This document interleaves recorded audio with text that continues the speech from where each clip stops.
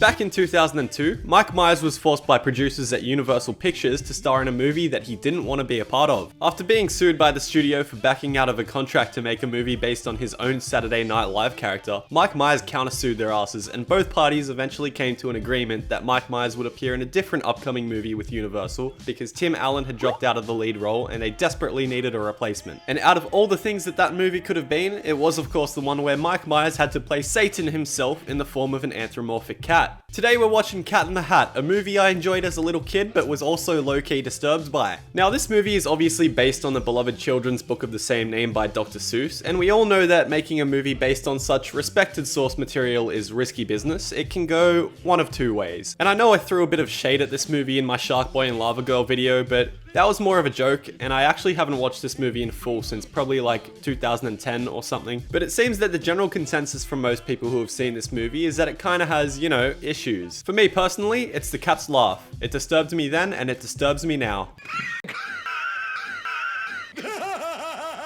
Anyway, let's just watch this freaking thing and see what happens. The movie opens with an introduction to a town called Anvil, where the movie takes place, a very colourful town I might add, and right off the bat it's clear that this movie has a very distinct Dr. Seuss look and style that makes you feel like you're watching a Tim Burton movie. And for the longest time, I honestly for some reason had it in my head that this was a Tim Burton movie. So it came as a shock to me when I was reminded that the movie was actually directed by this guy. That's not Tim Burton, and I have no idea who he is, but I stalked his Wikipedia page and it turns out this guy is actually more of a production designer than a director, and he actually worked on like 3 different Tim Burton movies back in the day, so there you go. We first meet the mother Joan, who works at a real estate agency for a boss who has a weird obsession with hand sanitizer and fires people on their first day for shaking his hand. First, I'd like to welcome aboard our newest member of the Humberflube family, Jim McFlinigan. Mr. Humberflube, I wanted to thank you. Fired.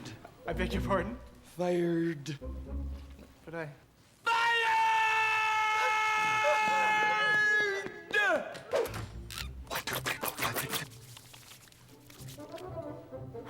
I personally want to see a spin-off sequel about this guy to see how he's holding up with that virus thing going around today. Probably bathes in hand sanitizer these days. And then we learn that Joan is hosting a work party that night at her house, and in order for her to not get fired by Prince Charming over here, the house must be spotless.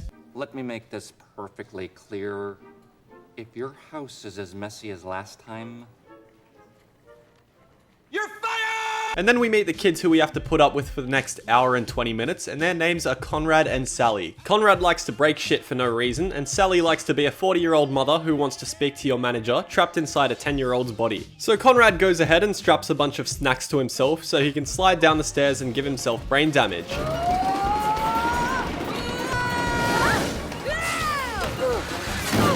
And then Alec Baldwin's in this movie and he plays the scum of the earth guy who's banging the kid's mum. His name in the movie is Lawrence, but I'm just gonna call him Alec Baldwin. And his goal is to get Conrad sent off to military school so he can bang Conrad's mother in peace. And the best part about what I just said is that it's actually true.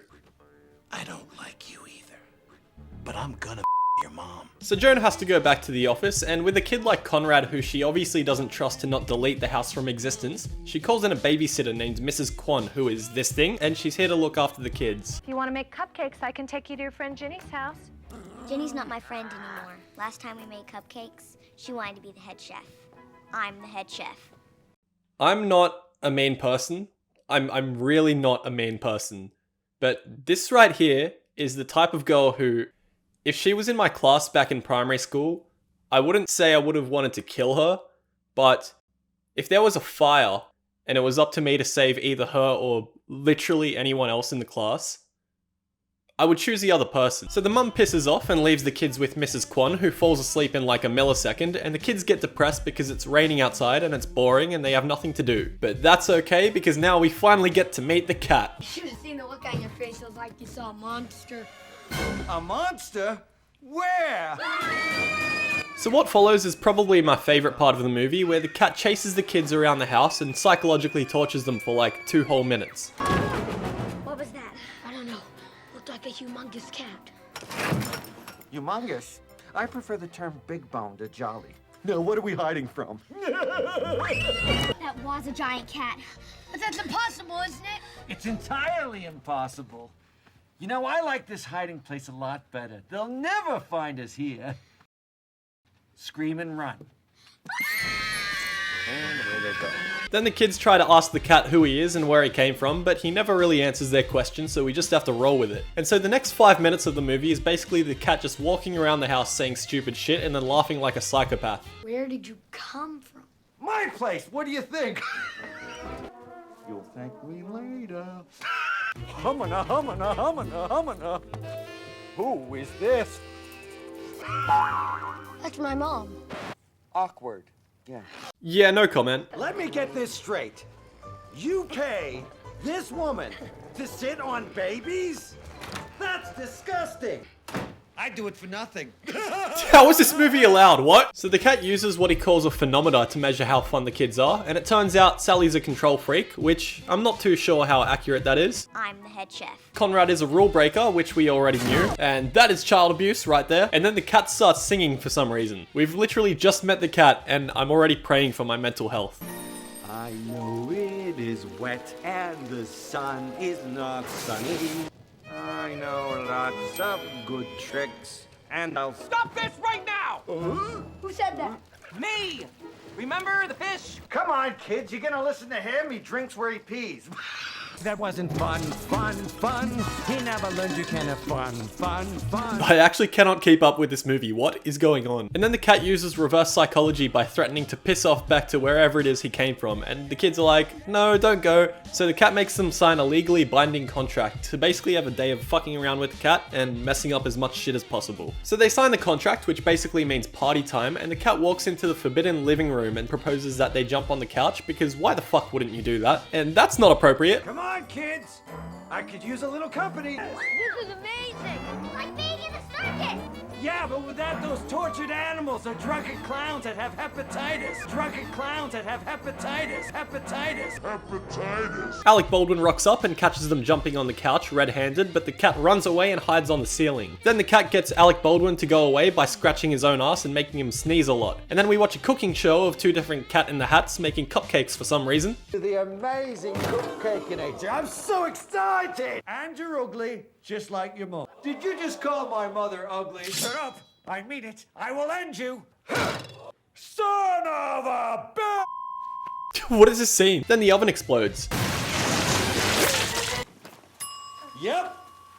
They're done. So the cat opens up some weird ass crate where he's trapped Thing 1 and Thing 2, which are hands down the most disgusting things I've ever seen, and they're here to help clean up the mess that the cat made. And then Conrad goes and takes a peek inside the crate, which the cat then tells him not to do because it's actually a portal into the cat's world or universe or whatever, and if he opens it, they're all fucked. So what happens next is that Thing 1 and Thing 2 go ahead and fuck up the house beyond belief, and while they're doing their thing, Conrad, once again being the disobedient shit he is, decides to pick the lock to the crate, which then walks away because it's a crab, and it jumps onto the dog's collar. And there's been a lot of noise lately. I wonder if Mrs. Kwan's still asleep.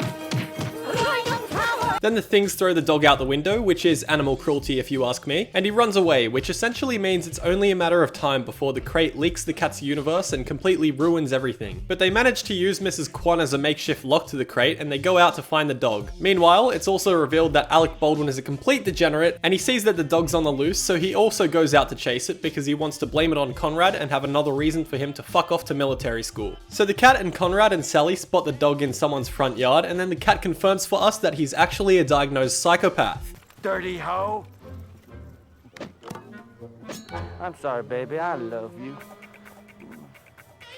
Come on, cat. This movie concerns me. Then they follow the dog to someone else's house, which turns out to be Sally's friend's birthday party that she wasn't invited to. Which, again, I'm not sure why, but what's that? The kids are coming outside? Oh no, this can't be good.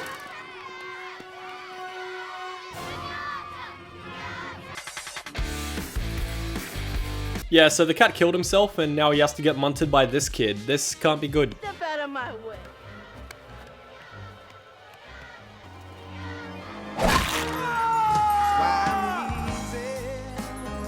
I just want to mention here that it genuinely amazes me that Mike Myers literally hated being in this movie, seeing as he looks like he's been having a bit too much fun with the role. The actress who played Mrs. Kwan revealed in an interview that Mike Myers wouldn't even talk to anybody on set because he was so pissed off about it. He'd just come out and do his takes and then walk away to go and be by himself. And I'm starting to see why he was so upset, but that's not the right way to sort out problems. So Alec Baldwin kidnaps the dog and the kids hop in the cat's weird ass car to chase after him. Here she is, the super luxurious omnidirectional whatchamajigger. or SLOW for short. SLOW? Yeah, slow. It's better than the last name we had. Super Hydraulic Instantaneous Transporter. Wait. After the cat lets Conrad drive and he absolutely blows it, they once again spot Baldwin with the dog walking towards the mum's office. So the cat distracts Alec Baldwin by posing as a hippie, and then he runs away with the dog, and the trio end up in an underground nightclub, and what the fuck is she doing in this movie? And for some reason, everyone in this club is wearing the Cat in the Hat hat, which doesn't make any sense at all, but that's fine. And then Alec Baldwin appears and they run away.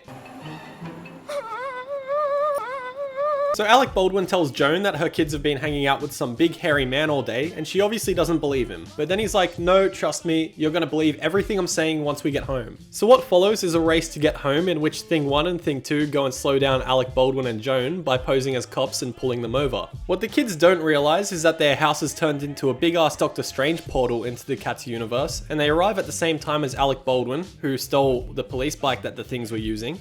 Not so fast, you little maggots. Oh, you are so busted. And then one of the greatest moments in this movie happens.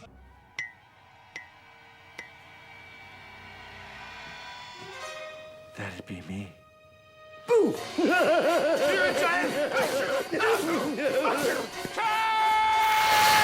So he's dead. So now the movie turns into Charlie and the Chocolate Factory for a few minutes, and they once again use Mrs. Kwan as an object. A water raft, I guess you could call her. And then they have a roller coaster ride so they can find the crate and close it. You mean like at Universal Studios? Cha-ching. Once they find it, we see that it's been leaking out this big ass tornado, so they go to close it. Sally starts getting sucked up by the tornado, but Conrad can't save her unless she lets go, so she temporarily dies, but never mind because Conrad closes the crate and everything goes back to normal. Well, maybe not completely normal, but you know. And if you ask me, that was just a huge missed opportunity, especially for Conrad to just let it go. There was no loss there when you let go of her hand. It turns out the cat had actually planned out the events of this entire day, which really pisses the kids off. And so with the house fucked beyond human comprehension, the kids finally kick him out. Out!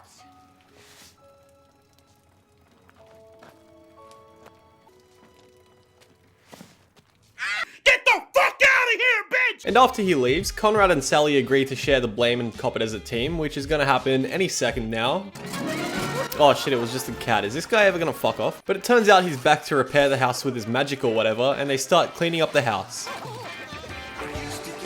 I want to strangle both of these things. And just like that, they completely fix the house. The cat uses his phenomena to visibly show us that the kids have developed as characters, and just in the nick of time, he leaves through the back door as the mother walks through the front door. Then Alec Baldwin reminds us that he's still in the movie, and he walks in looking like a complete moron, and him and his proposal to send Conrad to military school get rejected by Joan. Will you marry me, Joan? Joan.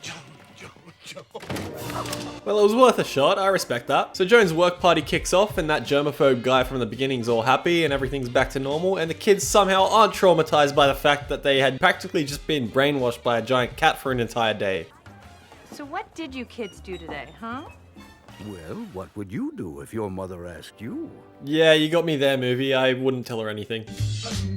So this movie is obviously weird as shit. It's basically just an hour and 20 minutes of a giant cat inflicting mental trauma on two children. This movie is just wrong. This movie is incorrect. There's nothing right about this movie. But in the end, there is also somehow everything right about this movie. I think it's strange and it's disturbing and it's creepy as shit, but I'd be lying if I said I didn't enjoy it. I have to admire the consistent tone and style of the movie that makes it very easy for me to forget that, you know, reality exists and I have to go to work tomorrow. It's so weird and so perfect that it just doesn't make any sense, but I can kind of see why this movie got so much hate, seeing as it was based on a beloved children's book and basically gave the middle finger to that book, and why Mike Myers himself loathes this movie considering that he was legally obliged to be in this movie. Not only Mike Myers, but Alec Baldwin also can't stand the fact that he's in this movie, apparently. Everyone hates this movie. But to the average moviegoer, like anyone watching this video, if you say you don't enjoy Cat in the Hat, you're lying to yourself. I'm calling you out. Upon rewatching it, there's only one way I can justify this movie in my head to make its existence make any sort of sense to me. And these are my final closing thoughts on the film.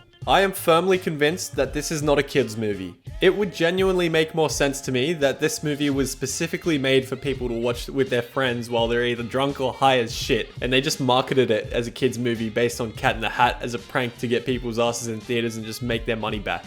What a masterpiece.